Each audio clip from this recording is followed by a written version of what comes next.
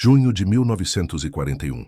O sol escaldante da Europa Oriental beijava as copas das árvores, mas um calor mais intenso, uma febre de ambição, ardia nos corações dos comandantes alemães. A data, 22 de junho, marcava o início da Operação Barbarossa, a invasão da União Soviética. Não era apenas uma campanha militar, era a aposta final, a promessa de um Reich de 1000 anos. O avanço era um espetáculo de poder e precisão. Colunas intermináveis de tanques Panzer, com suas esteiras roncando como dragões mecânicos, cortavam as fronteiras. O rugido dos motores Junkers e Messerschmitts rasgava o céu, enquanto bombas caíam sobre cidades e vilarejos adormecidos. O cheiro de metal quente, fumaça de pólvora e o suor azedo de milhões de homens se misturavam no ar, criando uma sinfonia macabra de guerra. A confiança era inabalável.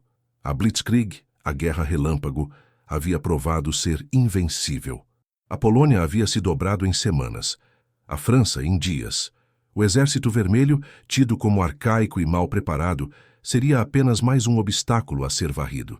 Os olhos dos soldados da Wehrmacht brilhavam com a certeza da vitória, a promessa de um inverno em Moscou. Eles marchavam por campos dourados de trigo sob céus azuis, com a sensação de que nada, nem ninguém, poderia detê-los. A velocidade era a chave, a implacável corrida para o leste, para esmagar o inimigo antes que o inverno russo pudesse sequer pensar em se manifestar. Mas a natureza, em sua sabedoria ancestral, guardava uma surpresa. Sob os pés dos invasores, sob as esteiras dos seus veículos, a própria terra conspirava. Os mapas, desenhados com precisão germânica, ignoravam um inimigo mais antigo e implacável que qualquer exército, a Rasputitsa. A palavra russa, que significa tempo das estradas ruins, era mais do que uma condição climática. Era uma maldição, um purgatório de lama e pântanos que transformava a paisagem em um labirinto intransponível. Os generais alemães, acostumados às estradas pavimentadas da Europa Ocidental, subestimaram a vastidão sem fim, a ausência de infraestrutura, a terra que, com a mínima chuva, se tornava um mar de lama pegajosa, insaciável. O plano era audacioso: conquistar o território soviético antes que o outono e o inverno pudessem intervir. Um cronograma apertado, ditado por uma ambição cega.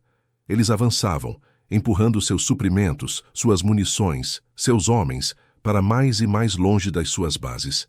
Cada quilômetro percorrido significava uma linha de suprimentos mais esticada, mais vulnerável. O pó, levantado pelas colunas motorizadas no verão inicial, era apenas um prelúdio.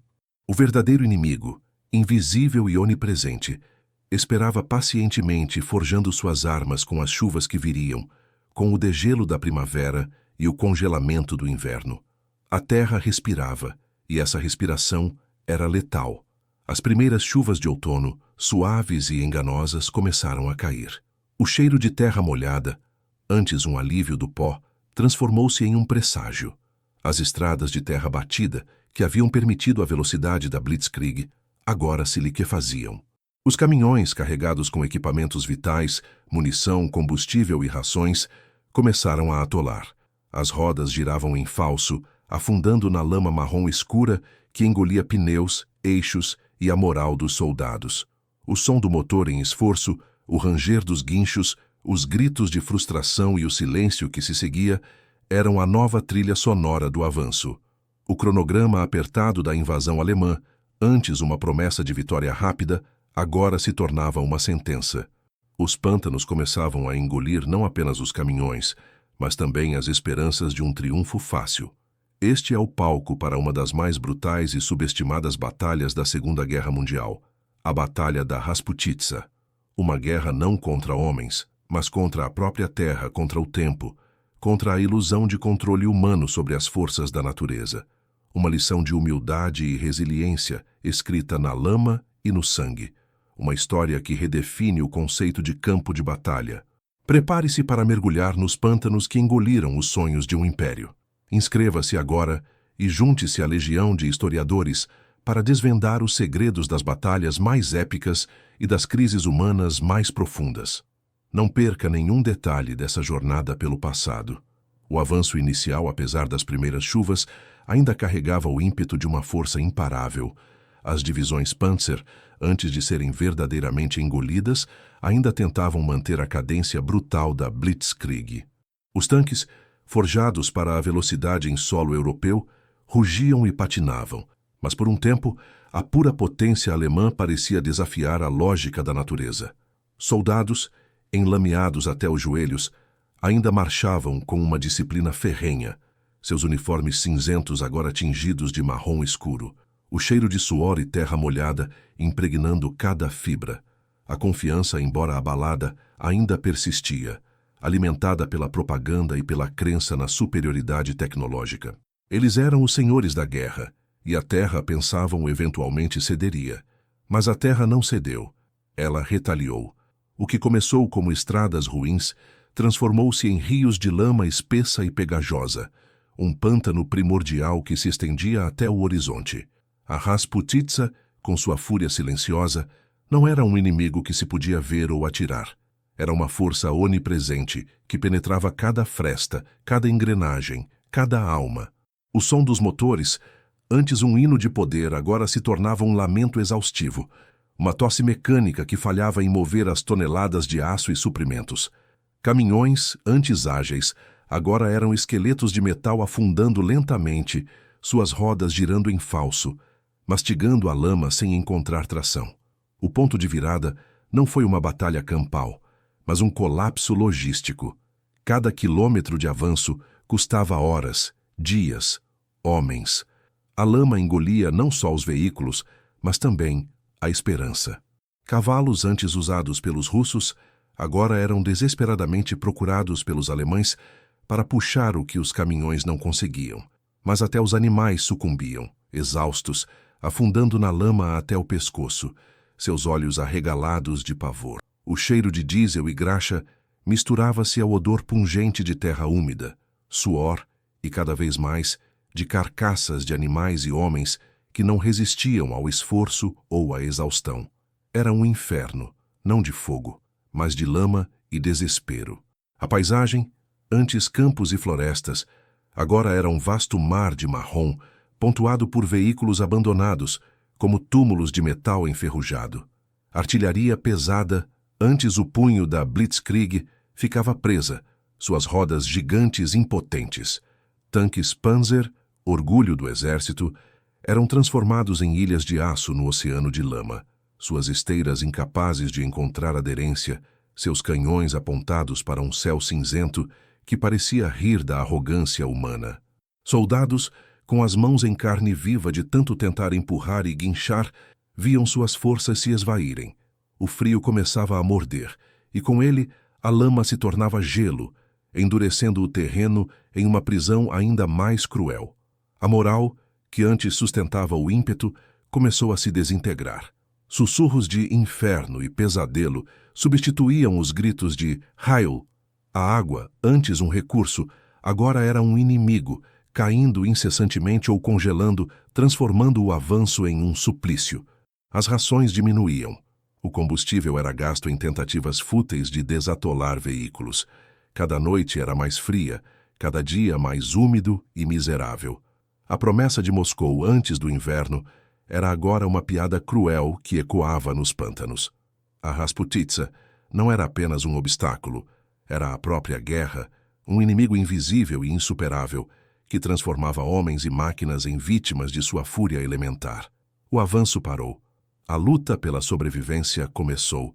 A paralisação do avanço não significou o fim da guerra, mas a transformação de sua natureza. O que antes era uma corrida, agora era um atoleiro sangrento, um cerne de conflito onde a lama e o frio eram tão mortais quanto as balas. Os soldados alemães, antes ávidos por glória, agora lutavam não apenas contra o inimigo soviético, mas contra a própria paisagem. Cada metro conquistado era uma vitória pírrica, paga com suor, sangue e a exaustão que corroía a alma. Os uniformes, já pesados de lama, congelavam durante a noite, transformando-se em armaduras rígidas e gélidas que feriam a pele e roubavam o calor vital. Do outro lado, os defensores soviéticos, embora inicialmente sobrepujados, começaram a encontrar sua força na terra que conheciam tão bem. Para eles, a Rasputitsa não era uma maldição, mas uma aliada. Escondidos em florestas úmidas e pântanos densos, eles esperavam. O cheiro de turfa molhada e fumaça de fogueiras improvisadas anunciava sua presença, enquanto a névoa fria se tornava um véu protetor. Patrulhas alemãs, perdidas na vastidão enlameada, eram emboscadas por grupos de partisãs e soldados do Exército Vermelho, que conheciam cada trilha, cada poça traiçoeira. Os gritos de surpresa e dor se misturavam ao som abafado dos tiros, ecoando por uma floresta que parecia engolir os invasores. A fome e o frio tornaram-se companheiros constantes. As linhas de suprimentos alemãs, esticadas ao limite e constantemente atacadas, não conseguiam mais entregar o necessário. Rações eram escassas, o combustível era um luxo, o estômago vazio roía a moral, e o frio implacável penetrava os ossos, causando o flagelo do congelamento, que ceifava dedos, pés e vidas. O cheiro de gangrena e a tosse incessante se espalhavam pelos abrigos improvisados, enquanto a exaustão transformava homens fortes em sombras tremelicantes. A esperança minguava a cada dia, substituída por um desespero sombrio e resignado. Os combates corpo a corpo eram brutais, travados em trincheiras de lama e crateras de granada. Facas, baionetas e coronhas de fuzil eram as armas finais em um inferno onde a decência se esvaía. O som metálico dos choques, os grunhidos de esforço e os urros de agonia compunham a trilha sonora de uma barbárie sem fim. A lama, antes um obstáculo, agora era um elemento da batalha, escorregadia e traiçoeira, dificultando cada movimento, sugando botas e energias. Corpos caíam, afundando lentamente na terra úmida, tornando-se parte do pântano para sempre. A destruição era onipresente. Vilarejos incendiados, suas estruturas de madeira reduzidas a cinzas e escombros, eram o cenário para batalhas desesperadas. O cheiro de fumaça e carne queimada pairava no ar, misturado ao odor ferroso do sangue. Civis apanhados no fogo cruzado sofriam o horror da guerra em sua forma mais crua. Mulheres e crianças, com os rostos marcados pela fome e pelo terror, fugiam por estradas intransitáveis, arrastando o que podiam, seus olhos refletindo a perda de tudo. Muitos não sobreviveram, sucumbindo ao frio, à fome ou à violência. As florestas, antes refúgios, tornaram-se cemitérios silenciosos, onde o vento gemia entre as árvores desfolhadas, carregando os lamentos dos que se foram. A propaganda alemã, antes tão eficaz, agora se chocava com a dura realidade. Os soldados que antes acreditavam na vitória rápida viam seus camaradas sucumbirem à doença, à exaustão e à fúria de um inimigo que não cedia. O impacto psicológico era devastador. O medo da Rasputitsa, do frio e do Exército Vermelho se infiltrava nas mentes, corroendo a disciplina e a sanidade. O que antes era uma guerra de movimento, agora era uma guerra de atrito, onde a cada dia, a cada hora, a cada minuto, a vontade de lutar era testada e, muitas vezes, quebrada. O cronograma de Moscou antes do inverno não era mais uma meta, mas um fantasma a assombrar os sonhos dos que ainda ousavam dormir. A terra russa não estava apenas engolindo os caminhões, ela estava devorando a determinação de um exército inteiro. O que antes era um avanço frenético, agora era um cerco invisível, uma armadilha forjada pela própria terra e pelo tempo. Os exércitos alemães, antes a vanguarda da Blitzkrieg, viram-se isolados, não por muralhas de pedra, mas por um mar de lama, por florestas densas e por um inimigo que parecia brotar do chão. A vastidão russa, antes um território a ser conquistado, transformou-se em uma prisão sem grades, onde cada árvore, cada pântano, cada névoa matinal parecia conspirar contra o invasor. O cheiro de pinho e terra úmida, antes neutro, agora trazia consigo a ameaça de emboscada, o sussurro de uma morte que podia vir de qualquer direção. As linhas de suprimentos, já precárias, estenderam-se até o ponto de ruptura. Os poucos caminhões que conseguiam se arrastar pela lama eram alvos fáceis para os partisãs soviéticos, que operavam como fantasmas na neblina e nas sombras das florestas. O som de tiros distantes, o clarão de explosões noturnas, eram os lamentos de comboios atacados, de rações e munições perdidas para sempre na vastidão escura. A escassez tornou-se uma realidade brutal. A fome roía o estômago dos soldados, transformando homens robustos em espectros famintos. O ranço de pão velho e a água barrenta eram o luxo de alguns, enquanto muitos se contentavam com a esperança que diminuía a cada dia. O frio implacável penetrava os uniformes finos, e a falta de combustível significava menos aquecimento, mais congelamentos, mais gangrena. A resistência soviética, fortalecida pela vantagem do terreno e pelo desespero, tornou-se cada vez mais audaciosa. Pequenas unidades, operando com conhecimento íntimo da Rasputitsa, atacavam postos avançados, sabotavam equipamentos e mantinham a pressão constante. Para os soldados alemães, cada patrulha era uma roleta russa contra o desconhecido. O silêncio da floresta era interrompido por tiros secos, gritos abafados e o som de baionetas rasgando a carne. As atrocidades eram a moeda corrente de ambos os lados, nascidas do desespero e do ódio. Civis apanhados entre os dois exércitos sofriam a violência indiscriminada, o horror da retaliação e da fome. Aldeias eram incendiadas como táticas de terra arrasada, deixando famílias inteiras sem teto, sem comida, condenadas a vagar pelos pântanos congelados, seus rostos marcados pela exaustão e pelo terror. O colapso moral e físico das forças alemãs era visível. Os olhos antes cheios de confiança, agora refletiam um cansaço profundo, uma resignação sombria. A disciplina começava a ceder.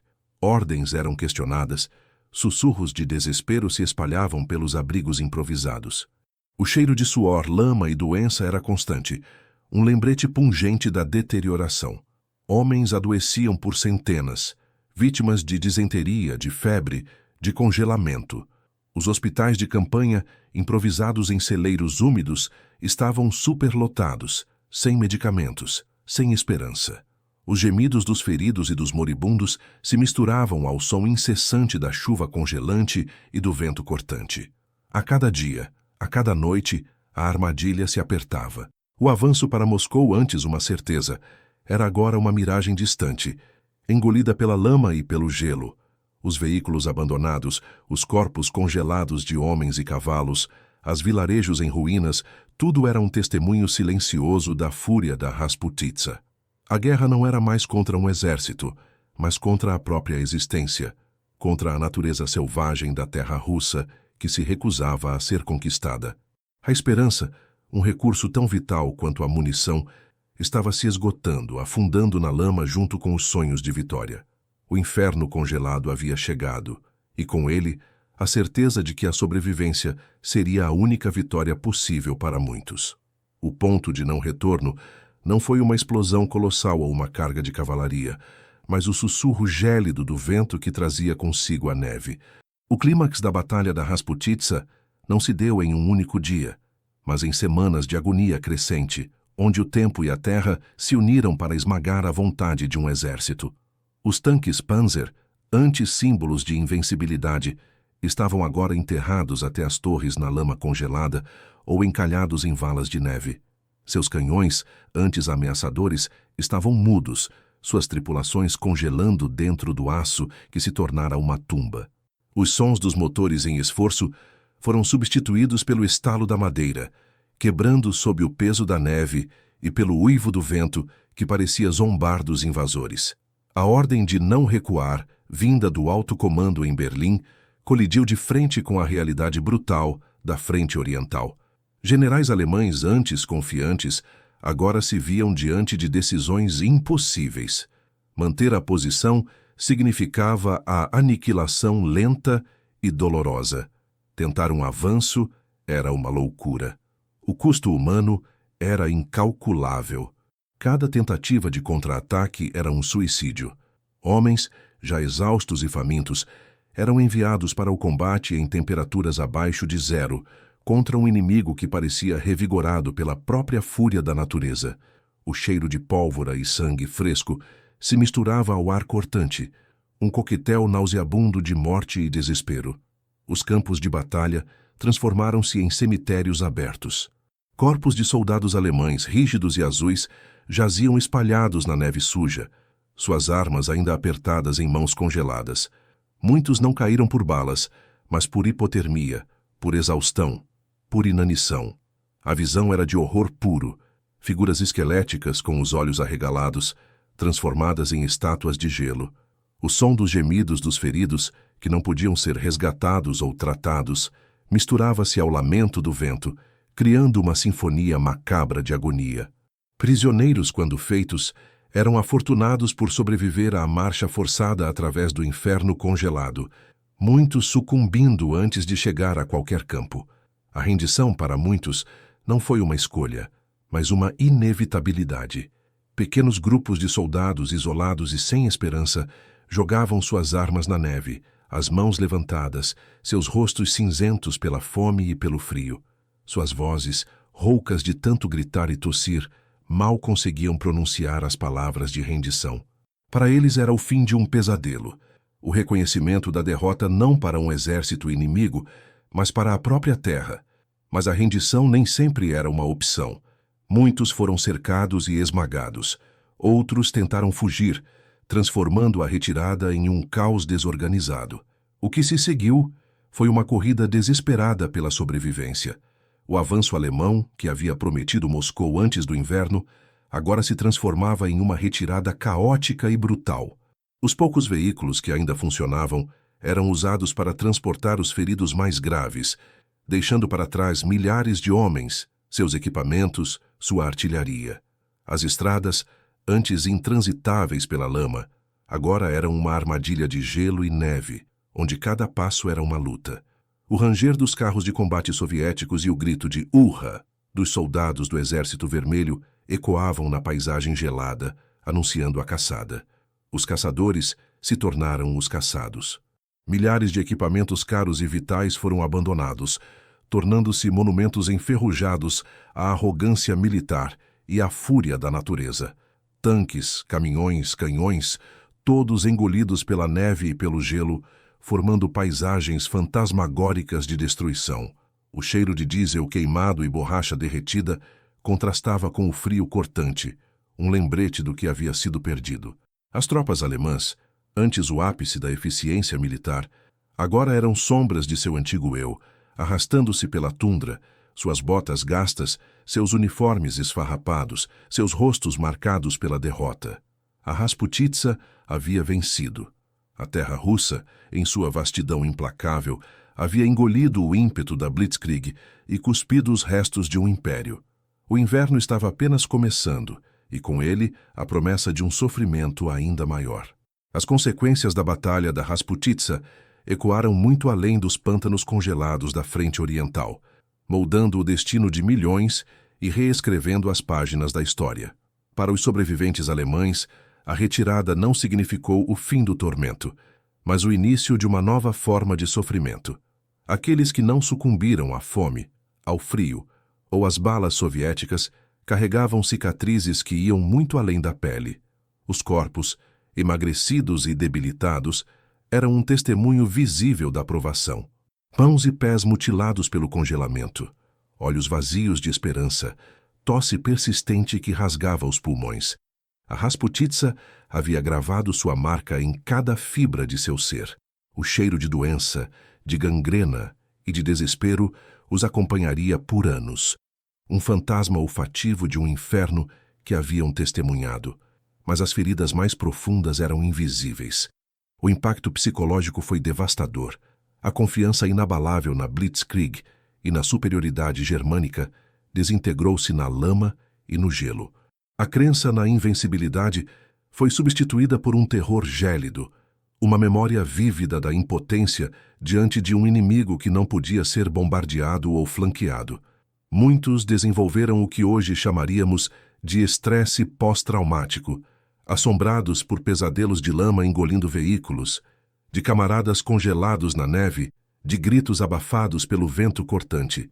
A visão de corpos empilhados, o som incessante da artilharia distante e o silêncio mortal da tundra russa se fixaram em suas mentes, corroendo a sanidade. Para o alto comando alemão, A Rasputitsa foi uma lição brutal de humildade. A arrogância militar, a subestimação do inimigo, não apenas o Exército Vermelho, mas a própria terra e seu clima implacável, custou caro. Os generais que haviam planejado a invasão com mapas detalhados de estradas que não existiam ou que se transformavam em rios de lama, aprenderam que a logística era tão crucial quanto a tática, e que a natureza, em sua fúria, era a mais formidável das adversárias. A lição era clara. A guerra na vastidão russa exigia uma compreensão profunda do terreno e uma preparação para o inverno que eles simplesmente não possuíam. A ideia de uma vitória rápida antes do inverno se tornou o epitáfio de uma estratégia falha. Do lado soviético, a Rasputitsa se tornou um símbolo de resiliência e sacrifício. Para eles, a terra não era um inimigo, mas uma aliada, uma extensão de sua própria identidade. A capacidade de suportar o frio, a fome e as condições mais adversas, de usar o terreno a seu favor e de lutar com uma determinação feroz, solidificou a imagem do homem soviético indomável. Civis que haviam sofrido atrocidades e perdas inimagináveis também demonstraram uma força inquebrantável, resistindo, escondendo-se e, em muitos casos, pegando em armas para defender sua pátria. Suas histórias de sobrevivência, de apoio mútuo em meio ao horror, são um testamento à inabalável vontade humana de persistir. O legado histórico da Batalha da Rasputitsa é multifacetado. Ela redefiniu o conceito de guerra total, mostrando que a luta não era apenas entre exércitos, mas entre nações inteiras, onde cada elemento, o clima, o terreno, a população, se tornava uma arma. A imagem dos veículos alemães atolados na lama e congelados na neve tornou-se icônica, um símbolo da derrocada da Blitzkrieg e do início do fim do sonho nazista de dominação. Memoriais erguidos na Rússia e em outros países do leste europeu hoje honram não apenas os soldados caídos, mas também os civis que pereceram, lembrando a todos o custo incalculável da guerra e a fúria da natureza. Inúmeros livros, documentários e filmes como Stalingrado ou Vai e Veja, embora focados em batalhas específicas, capturam a essência da luta contra o clima e a terra russa, perpetuando a memória da Rasputitsa. Eles servem como lembretes sombrios de uma campanha onde a lama e o gelo se tornaram os maiores generais e onde a ambição humana se chocou contra a indomável força da natureza. A história da Rasputitsa é uma advertência, um eco constante de que a arrogância e a subestimação podem levar à ruína e que a resiliência humana, mesmo diante do inferno, pode prevalecer. O campo de batalha não era apenas um mapa de linhas de frente, mas um pântano que engoliu sonhos e vidas, deixando um legado de dor, mas também de uma coragem inesquecível. A Batalha da Rasputitsa permanece como uma meditação poética sobre a fragilidade dos planos humanos diante da fúria da natureza. Cada pneu atolado, cada veículo abandonado e cada vida perdida na lama e no gelo é um grito silencioso contra a arrogância e um lembrete eterno da brutalidade e da coragem. É a história de como a Terra se tornou o inimigo mais formidável e como a resiliência humana foi testada ao limite. O som do vento uivante sobre os campos congelados da Rússia, o cheiro de terra úmida e o visual dos horizontes infinitos, tudo converge para nos lembrar que, por mais grandiosos que sejam os planos, a natureza detém a palavra final.